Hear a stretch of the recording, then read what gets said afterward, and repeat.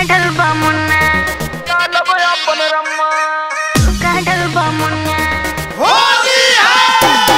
कहवा बटाल दी लहंगा ला साथ दी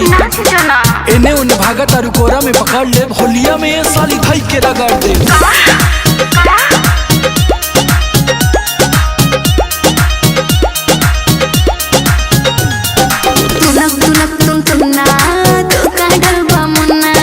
अच्छा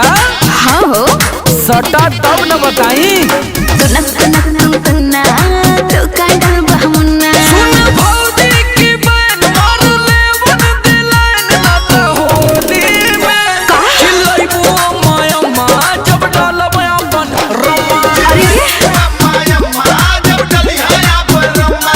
छटक के भगबो लम्मा जब डालब अपन रम्मा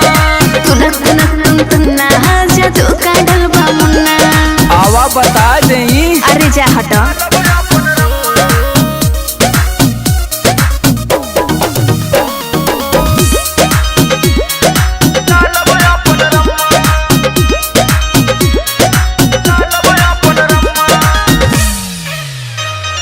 रोंगे खातिर गलिया तो हर मनवा हमर झूमे हो तोहरे जैसन डाले वाला आगे पीछे घूमे हो हाथ रगड़ा जइबू इतना दम नहीं क्यों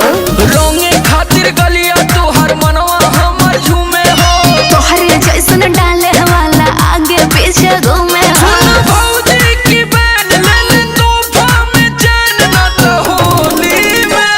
चिल्लाइबू मायम्मा जब डालब अपन मायम्मा जब डली है अपन रम्मा छटक के भगबू लम्मा जब डालब अपन रम्मा तुनक तुनक तुम तुन्ना जा तो काढल बा मुन्ना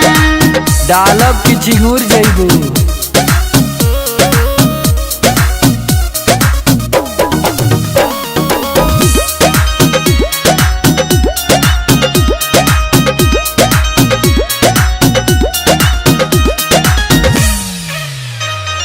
काहे इतना डरत बाड़ू रंगवा से तू होली में मन बड़ा बड़ा मन बना तू छुआई दे बचोली में अरे होली है चुई जाई त का होई अच्छा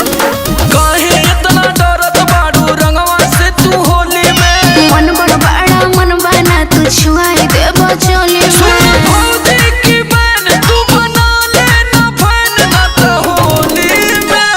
चिल्लाइबू मायम्मा जब डालब अपन अरे अरे मायम्मा जब डली है अपन रम्मा छटक के भगबू लम्मा जब डालब अपन रम्मा तुनक तुनक तुम तुन्ना जा तो काढल बा मुन्ना अरे समर आलोक का रंग जाई तो बुझा जाई हाँ